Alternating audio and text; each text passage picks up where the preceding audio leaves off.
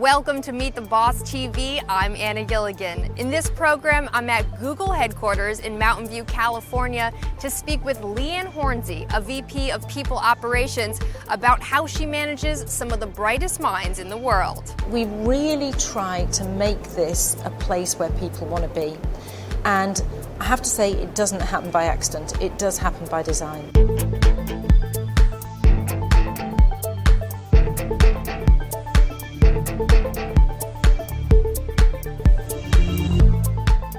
So I've read that Google only hires people that they believe could be innovative thinkers. Why is that so important to the company?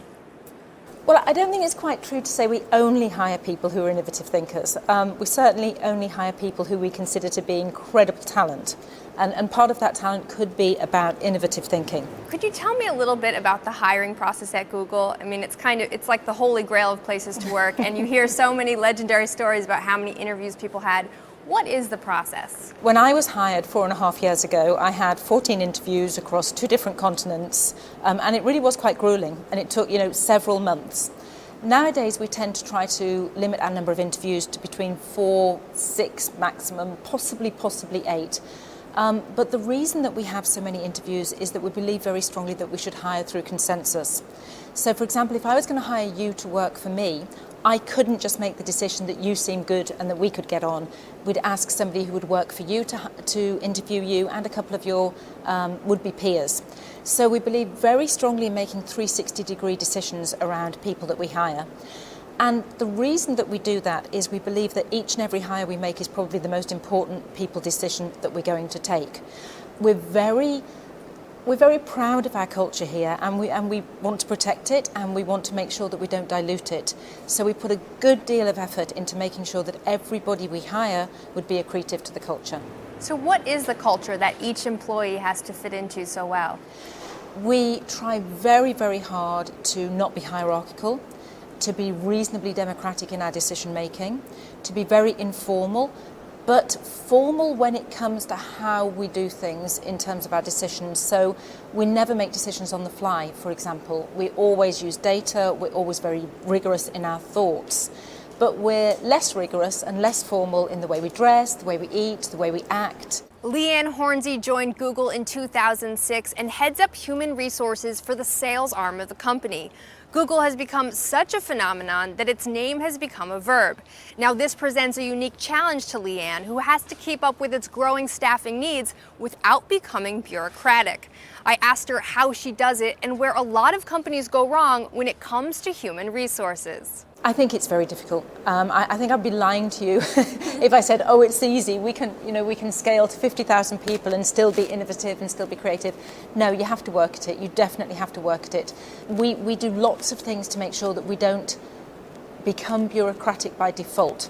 So one of the things is we look very, very carefully at the number of levels we have in the organisation. We really try to keep that tight and light. So every quarter or so we have what we call Bureaucracy Buster, which is basically anybody can write into our senior guys and say, look, this thing is driving me mad. It's slowing down. I can sense bureaucracy. I can sense lots of form filling. And we do our very, very best to take those ideas and eradicate the bureaucracy. So we work hard at it, and our senior guys put a lot of time into it. When you said that you try to limit the number of layers so it doesn't become bureaucratic, Yeah. What's that? Is there a magic number where you say if we go beyond this, we're in trouble? We've toyed with having magic numbers, and we've found that that really doesn't work because some of our organisations are very, they're big, they're thousands of people, and some of our organisations are hundreds of people. So we've played with magic numbers and we've thrown them in the bin, and we've decided that really we just need to take more of a common sense view to this. But I think we'd be pretty uncomfortable if the number of layers got into double figures. That would feel very uncomfortable for us. Oftentimes there's an issue in organizations. Someone's a great individual contributor, but it's a very different job to then manage the people that are doing that job you did so well. Yeah. How do you spot those people who will become great leaders and managers and make sure that there's a smooth transition? So I think I've gone on record saying that my biggest worry at Google, my biggest difficulty at Google is managing talent. My problem is I hire brilliant people. So, 99% of my people are high talent. They really, really are. The people here are good. So we don't use traditional methods. It would be wholly inappropriate when you have a talent pool such as Google has to have high potential programs, for example. So what we tend to do, and we do a lot of it, we encourage a great deal of rotation and mobility. So for example, in the sales organization, we've had roughly about 1,000 people move jobs over this last sort of 3 quarters. And they either move jobs permanently or they move jobs to go and see for a period of time if they'd like to work in X, Y or Z area. We also bring people together into project teams working on cross-functional big company issues so that people can build skills and talents outside of their own sort of function and their own area of expertise. So we work very, very hard on giving very bright people additional skills, additional learning and additional knowledge. And of course, we also have the normal promotion processes and all that stuff. We also spend an awful lot of time preparing people for management. I've often said that, I was a manager for about 15 years before I knew how to do it. And it's often when you get very, very good individual contributors who are used to doing it themselves, who are highly motivated, it's very hard for them to manage people because that's a very big transition. So we put lots of support in place. We have mentoring programs, all the stuff you would expect, a lot of leadership programs. We run what we call career gurus, where we give advice to would-be managers. We have lower expectations of managers when they're first in the job. We don't suddenly drop them in and say, right, we expect you to be able to do the same as someone who's been managing for 10 years.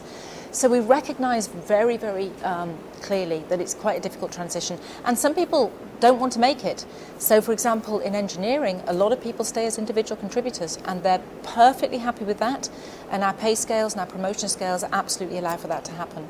Now, you said it took you 15 years to realize how to become a good manager. Me personally, yes. Yes. Definitely. What was there kind of a light bulb moment? Yes. What did you learn that made that switch into good management? Yeah, there was a light bulb moment. And I think it was very much about really believing, rather than just saying, that my success was linked with the success of my people. I'd always been an individual contributor who sort of succeeded. And so my whole working life was geared towards what I did.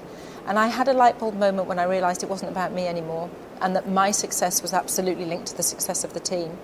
And that absolutely changed the way I managed. I mean, it literally turned it 180 degrees. And I read that you said that you measure people with positives, not negatives. For example, you don't keep track of sick days. Why is that so important at Google? I guess because we believe that people are grown-ups and adults and they'll do the right thing and that we don't have to be monitoring them and measuring them and watching their every move. And in my experience, that's right. So for example, if you just take my team, I never look at their holiday, I never look at their sick, I never look at what time they come in or at what time they leave. I do look at their output.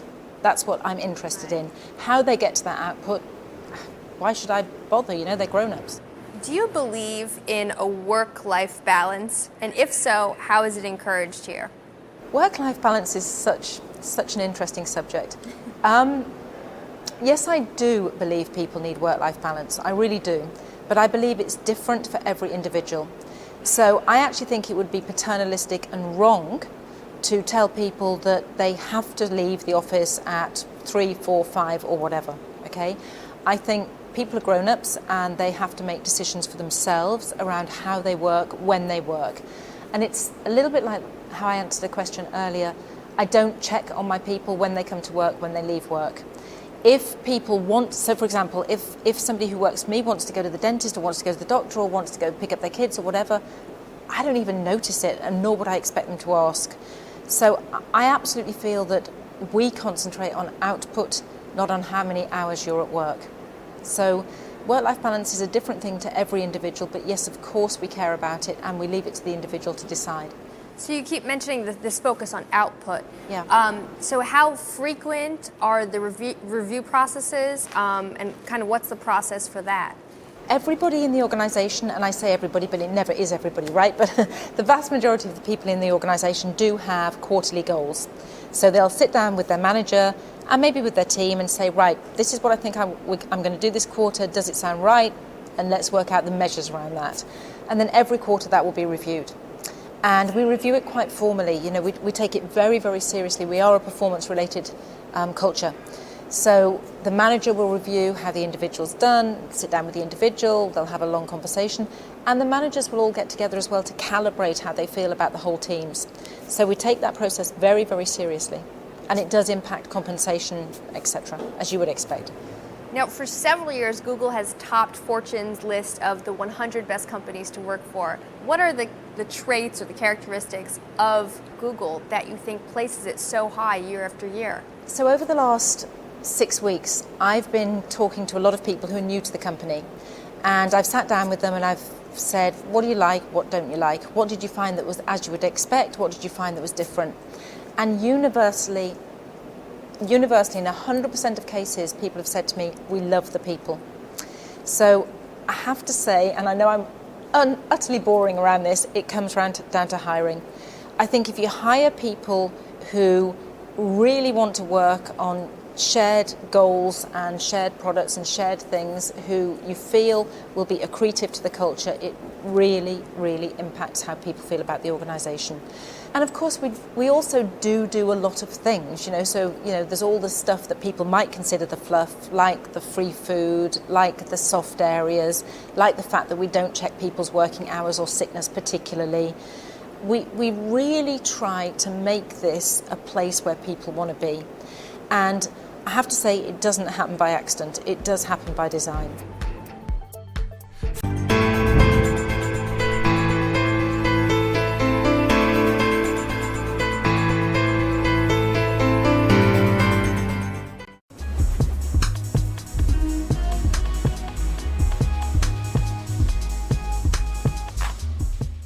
One of the most common questions I get is, what exactly is talent management? Generally, talent management comes from the word talent. So if you look up the word talent, talent means extraordinary skill. So in movies, talent are the stars, the writers, but not the people that move the set or whatever. And that means you have to prioritize. So talent is extraordinary skill, it's special people, but there are people that aren't talented or don't have extraordinary talent in a company.